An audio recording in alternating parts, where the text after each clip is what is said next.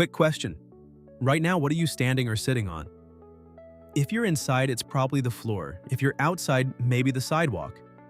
And there's a 99% chance it's concrete. But I bet you'd call it a cement sidewalk, wouldn't you? Here's a fact that'll surprise you. Concrete is the most widely used man-made material on the planet. Not steel, not plastic, not wood. And it's the second most consumed thing by humans on Earth, right after water. Each year, the average American uses about 3 tons of concrete. That's as heavy as 2 Honda Civics. So, if we use it that much, why do over 90% of people call it by the wrong name? Cement truck or concrete mixer, cement driveway or concrete driveway. Today, we're going to settle this confusion once and for all, and I promise this story is way more interesting than you think. Before we dive in, I want you to know you're not the only one confused. In fact, this is one of the most common mistakes in English. We went out and asked 50 Americans, are you standing on cement or concrete? The result, 47 out of 50 people said cement. Only 3 got it right. And here's why this confusion exists. First, the word cement has been in English for over 600 years, since the 14th century. It was used to describe anything that binds things together. Meanwhile, concrete, as the building material we know today, only really became common in the 1830s. So, cement has been deeply embedded in our language for centuries. Second, the industry itself makes the confusion worse. You see those big trucks, everyone calls them cement trucks. Construction companies advertise cement services. Even at Home Depot, employees often say it wrong. Someone in our comments shared, he went to buy cement at the store. The cashier kept scanning concrete mix. They argued back and forth. No, I want cement. But this is cement. No, this is concrete. I need cement. It wasn't until a third person in line suggested looking for Portland cement that the problem was solved. So what's the truth? Let's start with the cement. Cement, or more precisely, Portland cement, is basically a powder. That's right, powder. Gray fine as flour, and if you only have cement, you can't build anything at all. So why is it called Portland cement? The story goes back to 1824. An English bricklayer named Joseph Aspdin was experimenting with a new formula. When his product dried, he thought, oh, this looks exactly like the beautiful gray limestone from the Isle of Portland. Portland is a small island in southern England famous for its high-quality limestone. So Aspdin named his invention Portland cement, like naming your dish after your hometown, but making cement isn't simple. Here's the extremely crazy process. You need 4 things: limestone clay and a bit of aluminum and iron.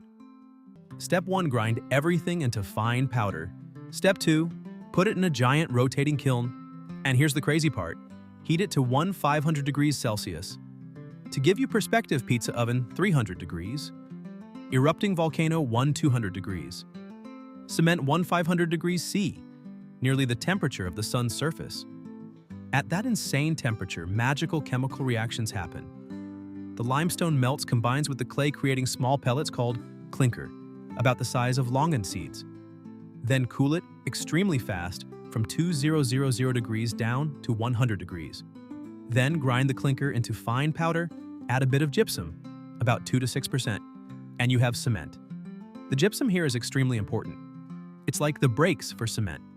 Without it, cement would harden immediately when it meets water. Workers would have no time to work. But remember, cement is just powder. You can't build a house with powder. That's when concrete comes in. Now here's the part we all need to remember. If cement is flour, then concrete is the cake. You don't eat a spoonful of flour, right? And you certainly don't call a cake flour. Similarly, you don't build a sidewalk with cement. You build it with concrete. Think of concrete like a smoothie. 75% fruit. That's the sand and gravel, the main part. 15% yogurt. That's the cement, the binder. 10% juice. That's the water activating everything. You wouldn't call your smoothie yogurt, would you? So don't call concrete cement. The standard formula, 10 to 15% cement, the glue. 60 to 75% sand and gravel, the framework. 15 to 20% water, the magic. And here's the part many people don't know. Concrete doesn't dry. It lives. The moment cement touches water, a crazy chemical reaction begins. It's called hydration. And it's like a living organism going through 5 stages. Stage 1.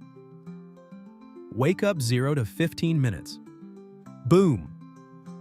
The reaction explodes, creating heat immediately. Stage 2. Lunch break 1 to 3 hours.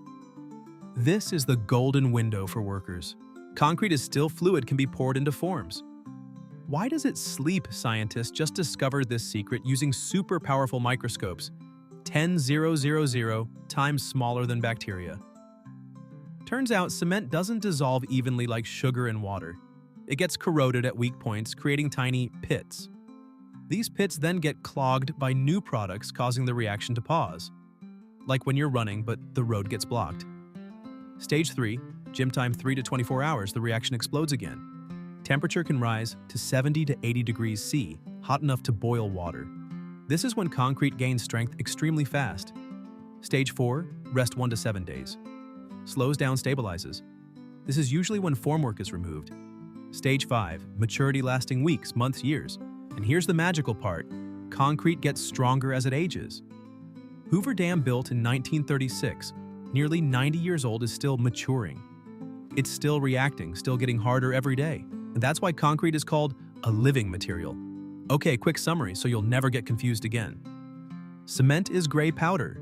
Is an ingredient makes up 15%. Used to make mortar glue or mix into concrete. Example, the mortar between tiles in your bathroom. Concrete is a solid mass. Is the final product 100%. Used to build foundations, sidewalks, buildings. Example, the entire floor driveway parking lot. Look around your house right now. Basement floor concrete. Driveway concrete. Sidewalk and front concrete. Foundation concrete. Glue between tiles. Cement in mortar. And about that truck, it should be called a concrete mixer or concrete truck, not cement truck. Because inside is concrete being mixed, not just cement. Someone who's worked in construction for 54 years commented on our video, "I've used the flour cake example my whole life. Thanks for speaking the truth." And an engineer from the largest cement plant in North America wrote, "Perfect explanation. I'd given up trying to explain it to people. Now I just send them this video."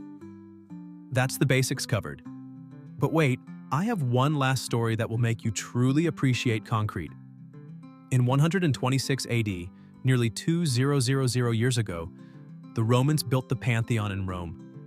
This massive dome, 43 meters wide, made entirely of concrete, no steel reinforcement. And to this day, it's still the largest unreinforced concrete dome in the world. Now here's the crazy part. Roman concrete, 2000 years old, is still perfect. Modern concrete, 50 years old, starts cracking. How is that possible? The Romans had a secret. They used volcanic ash from Vesuvius. When mixed with lime and seawater, it created a type of concrete that can self-heal. That's right, like Wolverine in X-Men. When cracks form, seawater seeps in, triggering a chemical reaction that creates new minerals filling the cracks. Scientists only figured out this mechanism a few years ago, and now they're trying to copy the 2000-year-old formula. The future of concrete isn't using more, but using it. Smarter, self-healing concrete fixes its own cracks. 3D printed concrete builds houses in 24 hours. Carbon-negative concrete absorbs CO2 instead of emitting it. Because cement production creates about 8% of industrial CO2 emissions in the US, mainly from firing at 1500 degrees C. But there's another problem: hidden costs. Because engineers can't predict exactly how concrete will turn out 100%, they have to over-design by 10% cement content for safety. 10% of a $100 billion industry equals $10 billion wasted every year. Thanks to new computer simulation technology, we can now predict more accurately, reduce waste, reduce costs, and ultimately maybe lower housing prices for you. From Roman volcanic ash to today's nanoscience, concrete is still evolving.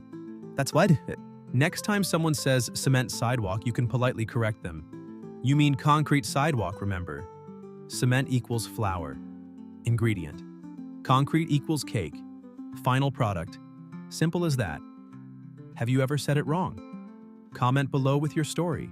And tag a friend who always says cement when they mean concrete.